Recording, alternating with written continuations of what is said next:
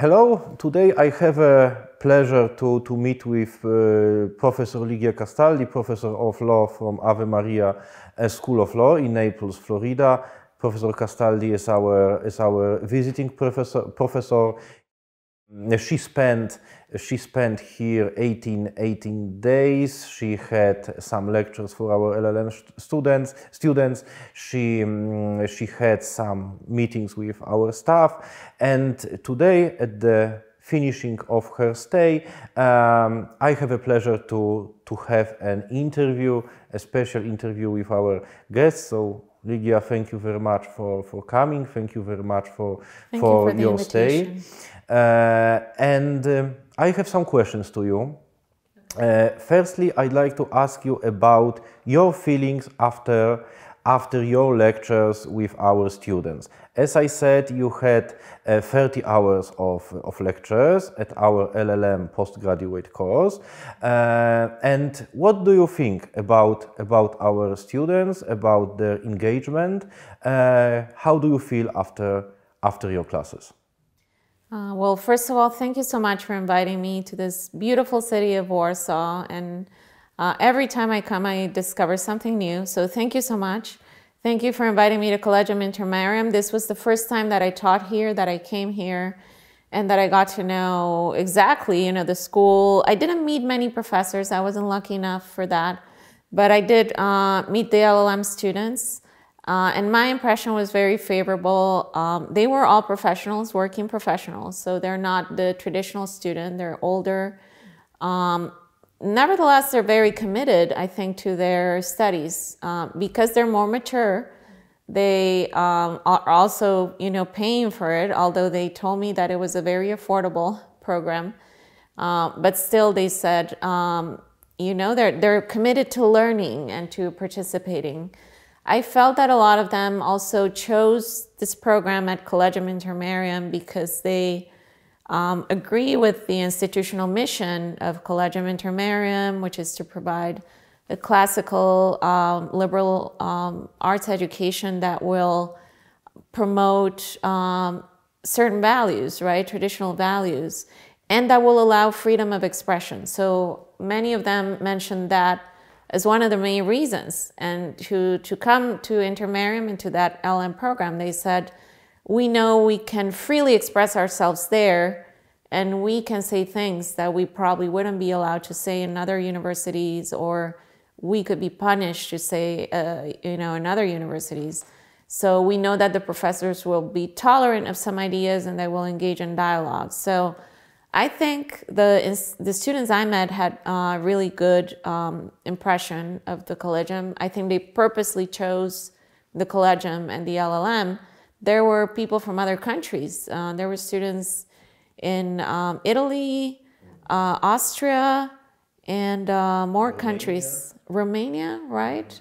Yes, and there was a couple living in London, although I don't know if they were Polish or not, but they were living in London. So it's, the hours for the LLM were pretty demanding. There were Saturday and Sunday, and for them to give up that personal time that people normally have on weekends to take the LLM, I think says a lot about their commitment to taking the LLM and to getting this graduate education in this program.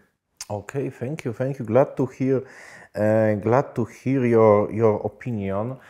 So I'm very proud of our students. And the second question regarding the LLM program might be what do you think about the idea lying behind the whole concept of our course? Just before our interview, you mentioned that you found our course as unique. It was a very nice compliment, but frankly speaking, I was a bit surprising. It was a very nice surprise for me. But could you explain your point of view? Why our LLM course is so unique, so original?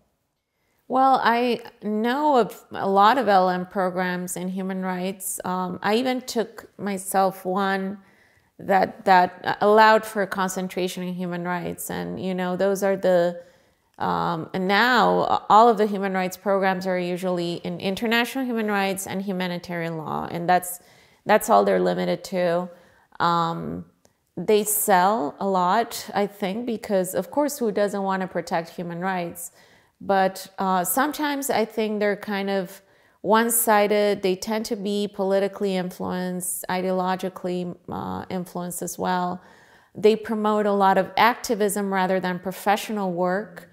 And I felt that this was different in that regard, that the vision of human rights was a little bit more comprehensive, beyond just activism, but to actually know the law of international human rights law. And I think the element of dispute resolution was very original. I had never seen an LM that was both international human rights and dispute resolution. I talked to another friend who was here in Warsaw visiting from a South American university, and she told me the same. She told me, this is very original. I've never seen an LM in this.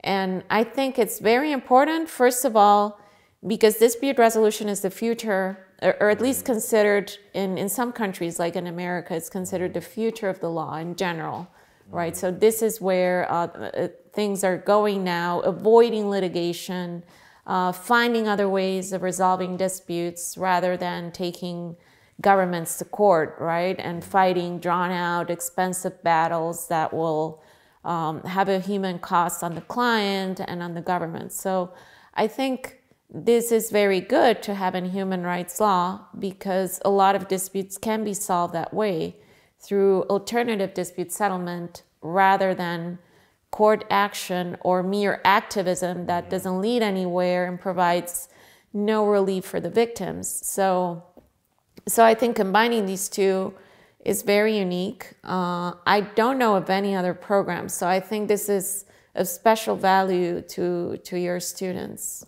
to have dispute settlement incorporated in an international human rights program. So it means that on the one hand, our course is very up to date, as you said, but on the other hand, our course is also very classical.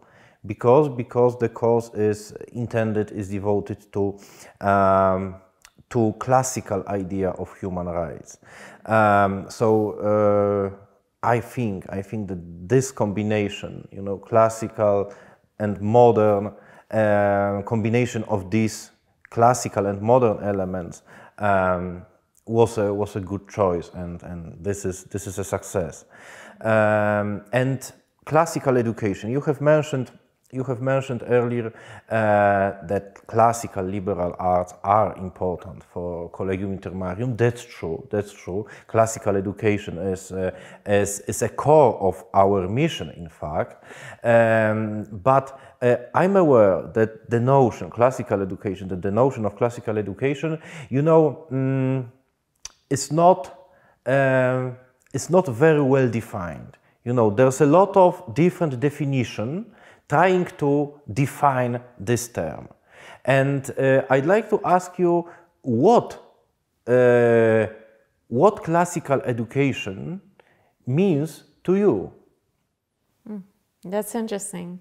I think when I think of colleagues in law, I see two different schools of thought. I see some people who think, well, that's impracticable with the law. It's more akin to humanities, but you can't do it in law because law is more technical. They need to study, in this case for the LM, treaties, you know, case law. And to me, that still is not incompatible with classical liberal education. To me, what it would mean, classical liberal education is about going to the original sources, right? Studying them, sometimes even in their original language. And you told me that some students here had asked for the creation of a course on Latin, which is wonderful, which is wonderful. So I think in law, and that's the other school of thought, can also be studied that way, going to the study of treaties themselves or case law itself, not the opinion on the case law.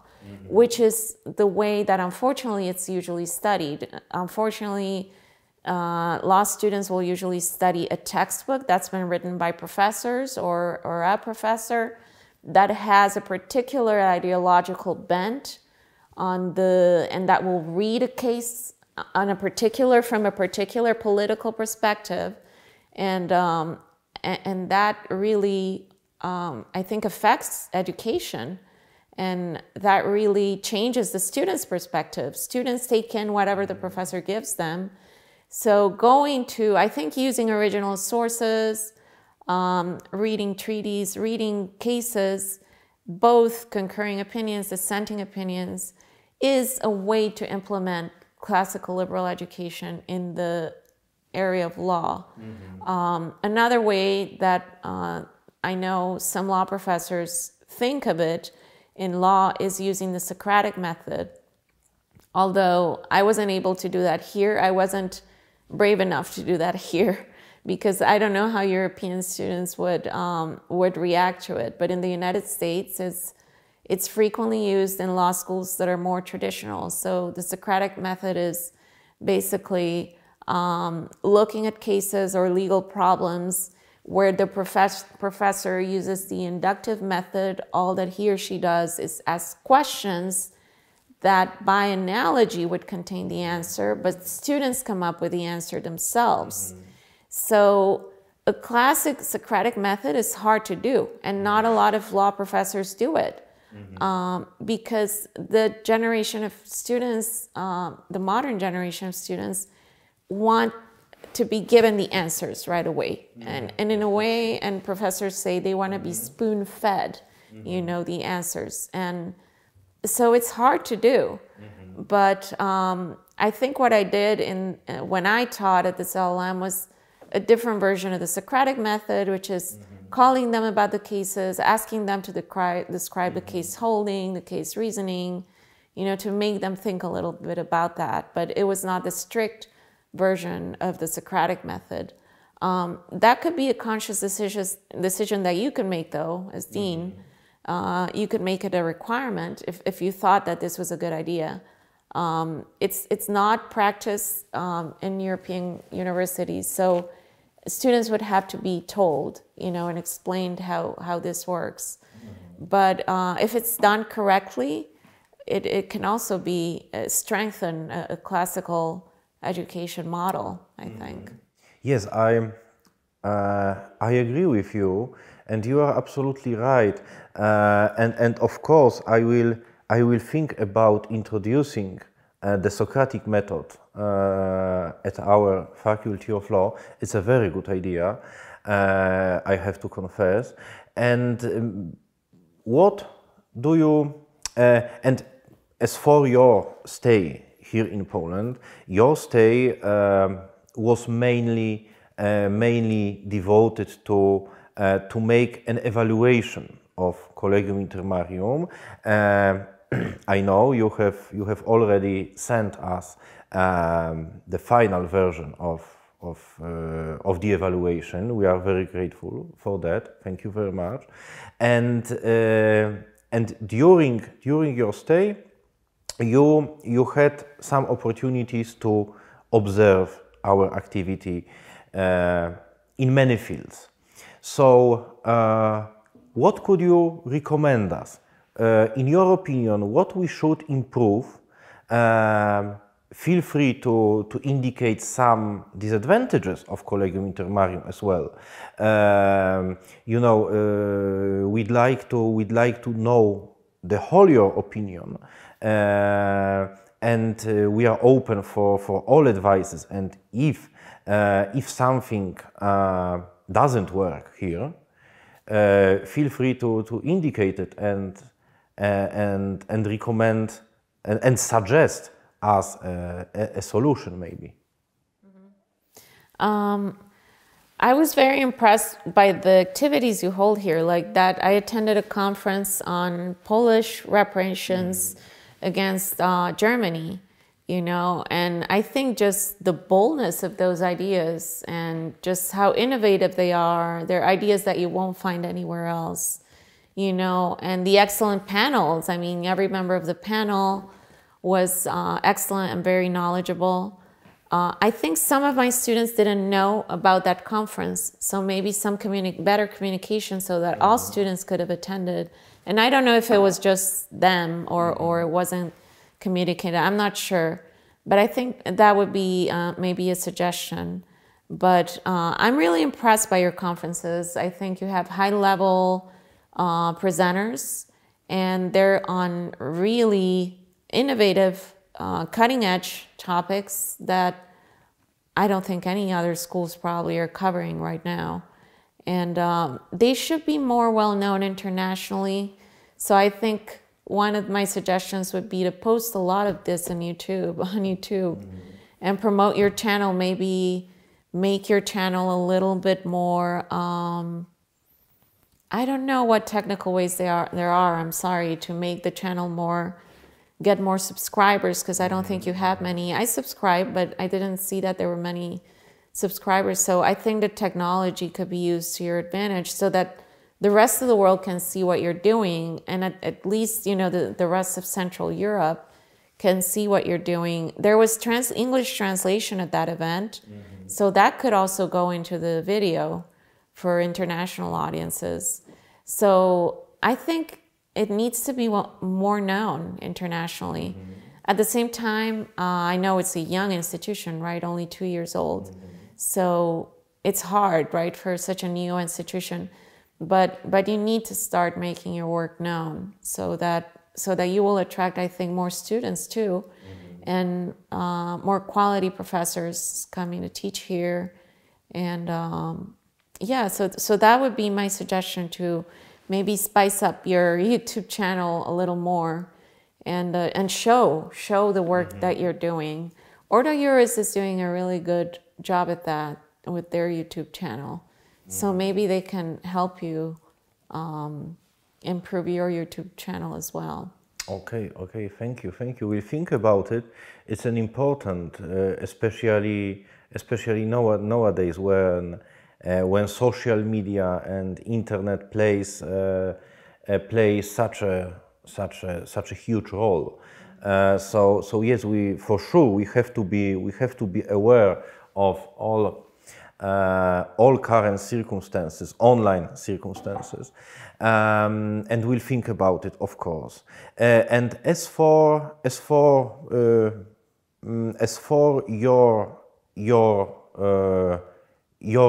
School of Law, Ave Maria School of Law, I'd like to ask you about could you describe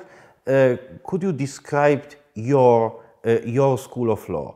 Ave Maria School of Law, you know, for many people, in fact, for the majority of people in Poland, you know, it's rather unknown.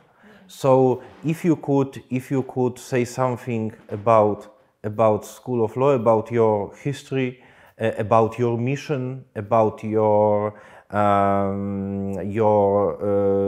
specific features, I would be very grateful.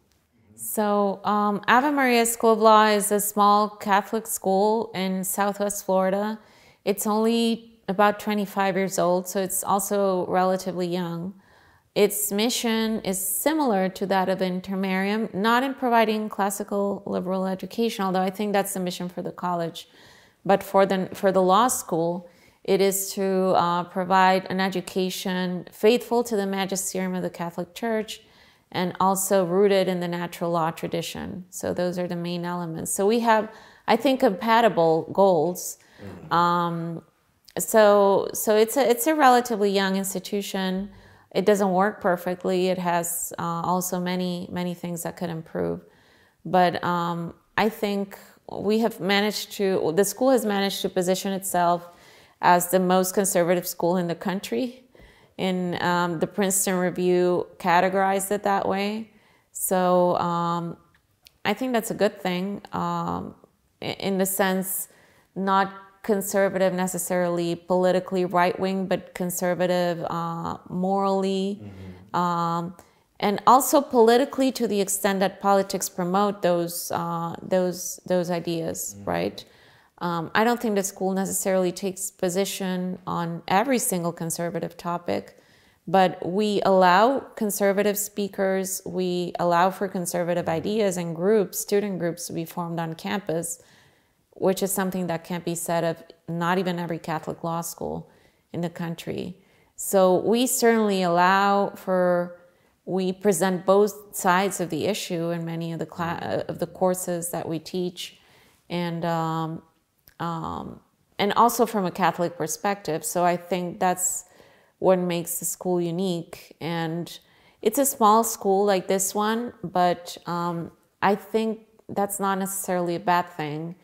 And I think the same for Intermarium, because I know that you're a small school, that you don't have that many students, but I don't think the goal should be to enroll hundreds of students.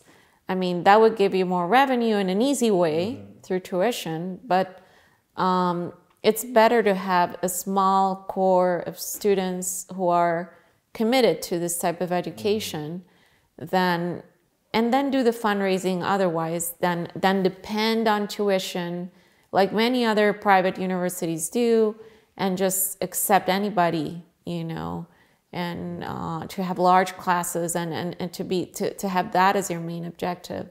So I think you've done a good thing in keeping classes small, you know, in limiting enrollment and things like that. It's not a bad thing. Hopefully you won't switch to a model where you start to depend on tuition money, because that can change the identity of a school. Yes, I agree with you once again, and I'm very happy that we have so many things in common. And as for the size of the college, yes, we know that the size is not the most important thing, and it might be a paradox, but we say that we are small and we want to be small. So we know that the high quality education is possible is possible rather at small universities, small colleges. You know, it is a correct way, in our opinion as well. So Ligia, we have to finish our interview. It was a great pleasure to meet with you, to talk with you. Thank you very much for that interview, and thank you very much for your whole stay in Poland. And I'm sure that this is the beginning of our future cooperation as well. I hope so too. Thank you very much for this opportunity too. Thank you. Thank you.